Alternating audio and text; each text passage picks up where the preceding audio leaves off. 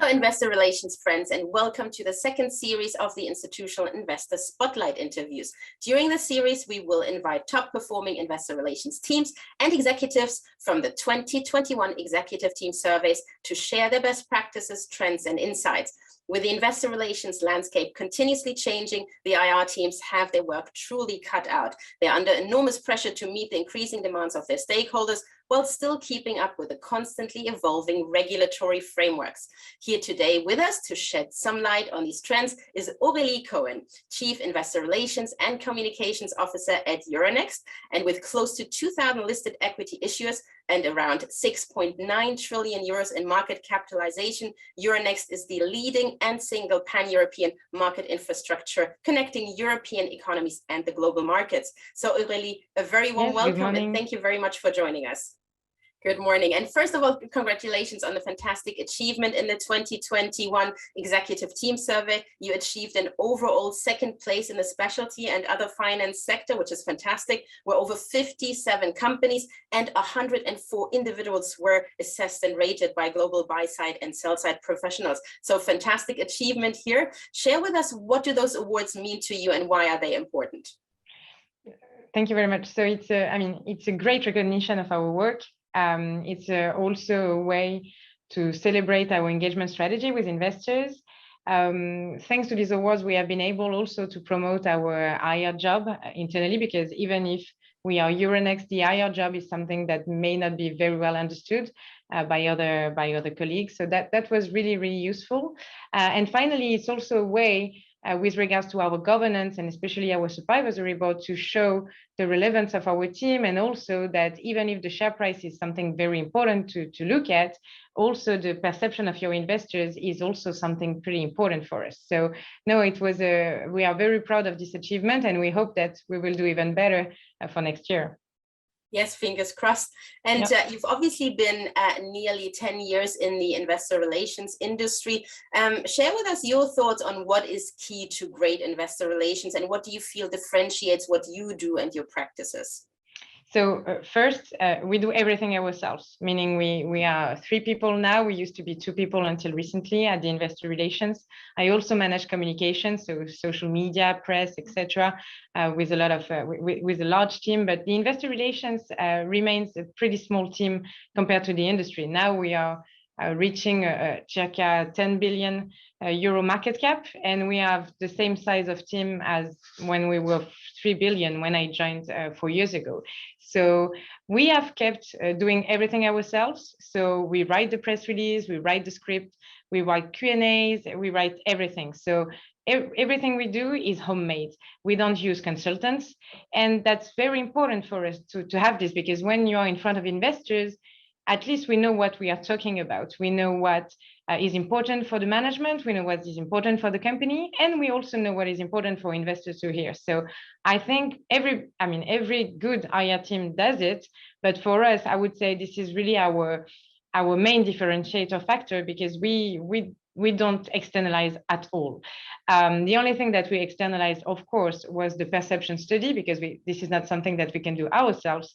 But other than that, that's basically everything is homemade. We have also, when I talk about homemade, we have also been in charge as the investor relations team to build the strategic plan for the group, with the help, of course, of the managing board and all the business owners. But that was a way for us really to make sure that the expectations of investors with regards to the equity story, the targets, were really aligned with the strategy of the company. So we were very proud to present our new strategy in November this year. We were one of the only companies to host a physical and, of course, virtual investor day, and we hosted it in Milan in our new office of Borsa Italiana. So we are, that's also something that makes the difference, because not only we are aware of the strategy, but we are also actively taking part in it. Last but not least, we have a very, I would say, shy communication line. So we don't communicate much. But everything that we communicate needs to be relevant. So we don't do what we call growth by press release. We really try to be very focused and to announce things once we are sure that they will come to reality, they will become a reality. So I mean, this is more with regards to the strategy of the group in general, but as an IR, it's important to make sure that what you announce one day will materialize the other day. So in terms of best practice, we do simple things, but we know that is very useful for investors. But for example, we have an investor toolbox, which is a couple of slides where they can find everything that they need, or at least we hope. And it's very useful to attract new investors because they can have Euronext in a nutshell without having to go through the tons of documents that are on our website. We also have a bunch of Excel files to help investors and analysts do their model. And of course, we ask very often for their feedback. So we do perception studies. We send a perception survey after every roadshow. We insist with the broker to make sure that we get feedback from investors because it's important for us to continuously improve. So we try to be, we try to make sure that their concerns are heard and also to really strengthen what works well. And we think that what has worked pretty well is that we have tried to make a very clear communication. And as I told you, a pretty relevant communication and not all the details. And we are pretty available. So every time we receive an email from an investor, we answer pretty swiftly. And we try also to be proactive and to make sure that after meetings, they don't have any questions that are not answered, etc. So I think this proximity that we have been building for the past years with investors is also kind of valuable also for this kind of survey. And finally, because it's also important with regards to analysts, our number of analysts has been growing. We are lucky to be in this position because most of my peers have seen some analyst number decreasing. But at Euronext, we have now circa 14 analysts, which is really good. And we talk on a very, very regular basis with them. It can seem normal when you are in investor relations, but we are not the one criticizing analysts saying, no, they don't understand anything. We never say that. What we try to make sure is that they have seen the latest press release, they have all the tools that they need to make their model, and we discuss on a very regular basis also on what they hear from investors to make sure that we have a comprehensive view on what is said about Euronext and especially about our equity story. Yeah, very good. You just mentioned really some key points here in terms of, doing stuff in-house, your processes in-house, but also proximity to the investor community. Now, IR digitization is something that has obviously been happening for a number of years, and an increased trend that we've seen obviously during the pandemic when we all embrace different kind of technologies to communicate with one another. How has it impacted your investor relations work and efforts, and how has it actually accelerated and improved it? So your question is very interesting because we had to launch a capital increase. That was the first one since the IPO of Euronext, but we had to launch a capital increase to finance the acquisition of the Borsa Italiana group. And we did that basically from the office of our CEO. So we were able to raise 1.8 billion euros of capital by doing virtual meetings. And frankly, we were pretty anxious about that because, I mean, when you do a capital increase, you need to make sure that management, that investors trust you. And doing it virtually was really a challenge. It had very good advantages. So we could target a lot of investors and a very large base. So in 5 days, we have been able to talk to a lot of investors. So we didn't have to travel everywhere. But on the other hand, you never know if people trust you because you don't have neither the small talk, neither their feelings, because most of them don't even put their camera on. So you're just you talking to a screen and hoping for them to subscribe to your capital increase. Hopefully, it has been very successful. I mean, we made the capital increase and the offer was oversubscribed. But I would say this was a challenge because usually your IR program is difficult virtually. But I mean, doing a capital increase, which is a big thing, was even more challenging because you don't know what, I mean, you know the success only once people have subscribed and not during your roadshow. So that was really a challenging experience.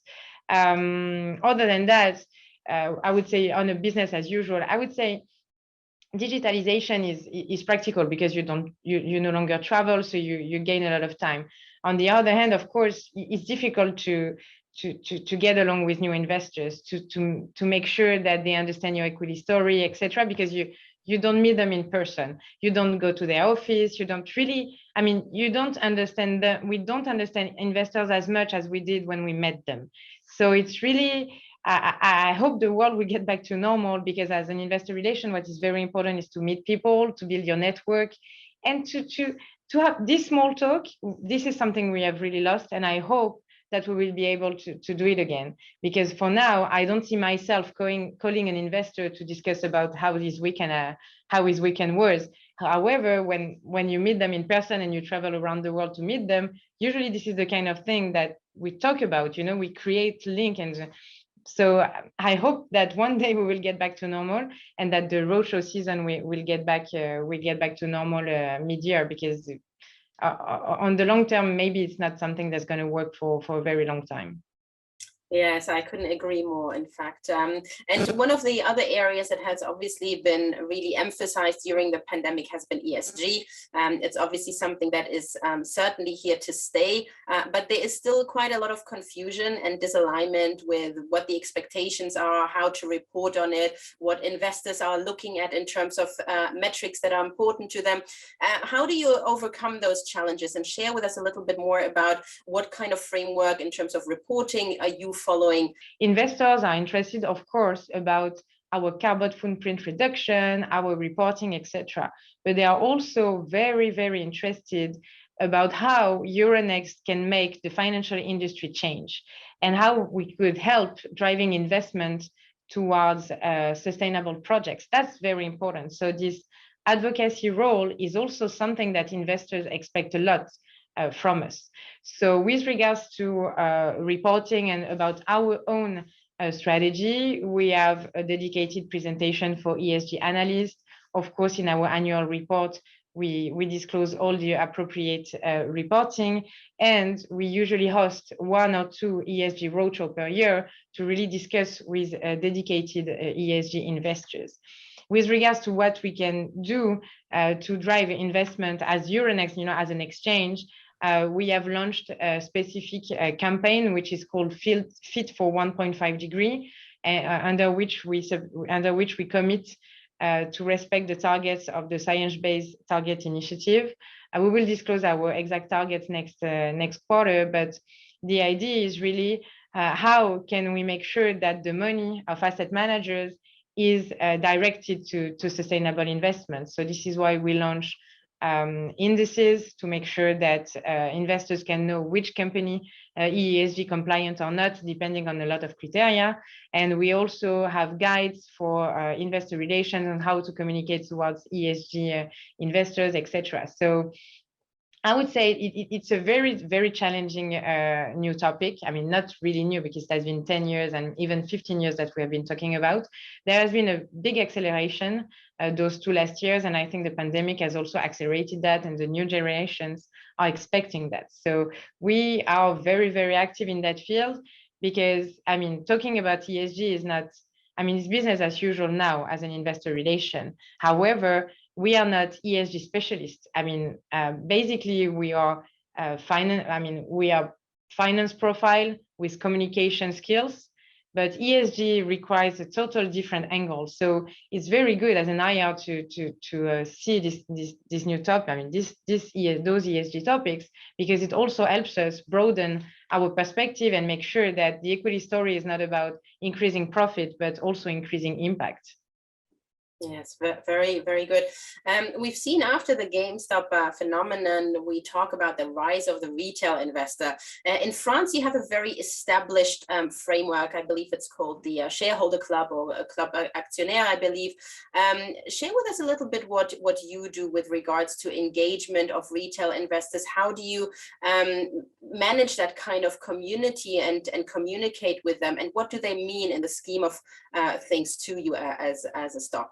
Yeah, sure. So since we had to perform a capital increase, we had a dedicated communications to retail investors. So we answer to all their questions on a swift manner, because it was we are a Dutch company, and the rights listed in Paris, and the rights issue took place on Euronext Amsterdam. So even if everything is connected, it required a little bit of explanation, especially towards retail investors. So that was a way also to dynamize our retail shareholders communication, because we don't have a big retail shareholder base for various reasons. Also because the business of Euronext is not that easy to understand and to get into. So we are at the moment working on a strategy to attract more retail investors.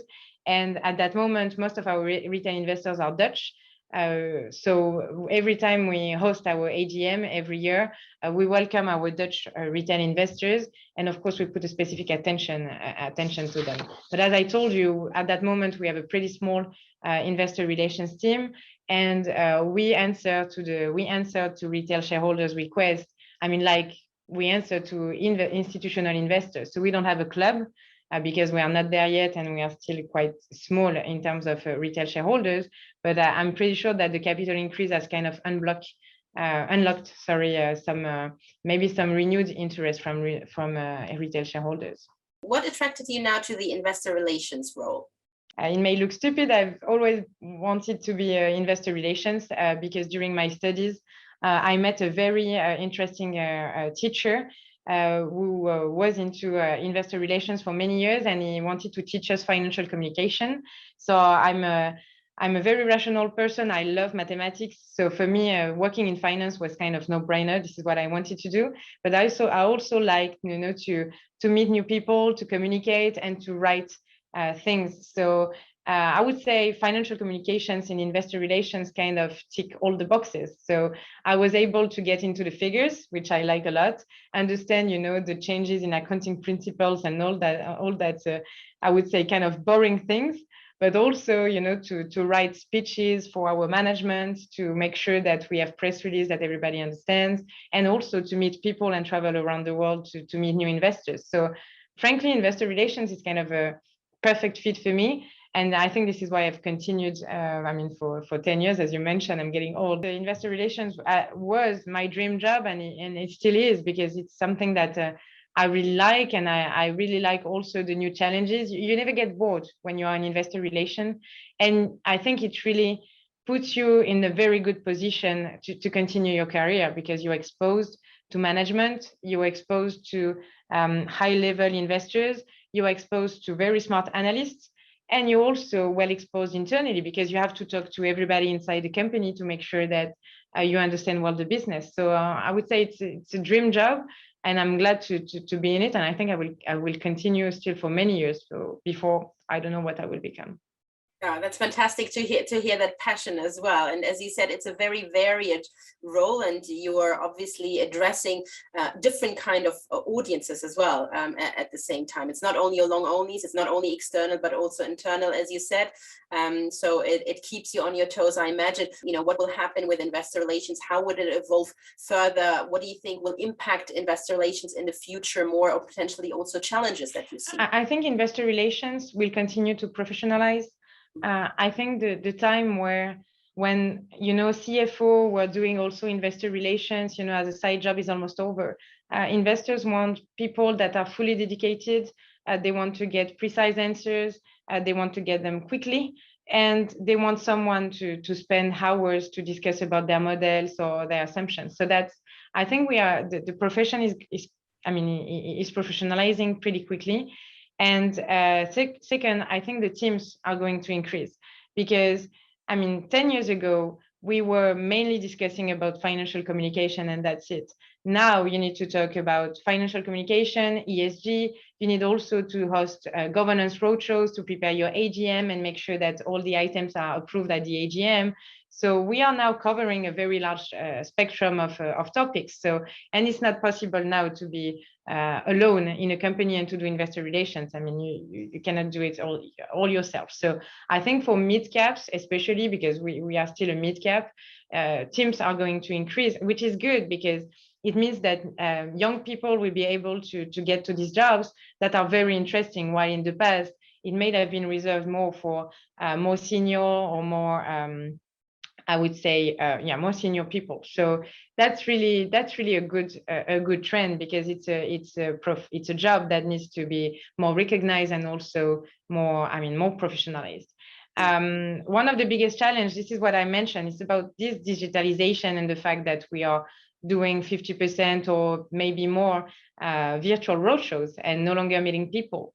So if this is about to last, we need to find a new way of building relationship. But that's not only for IR, that's for everything, but specifically for IR, to target new investors, to make sure people understand your equity story. If we go digitalize, if we stay on virtual meetings for a long time, we need to find a new solution. For the moment, I haven't found it, because I think, like many other people, I think this situation will not last forever. But we definitely need to address this challenge if we think it's going to continue.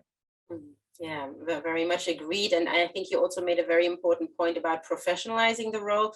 And I think Cliff, in particularly the IR Association, also plays a big part in helping and supporting that, which is fantastic.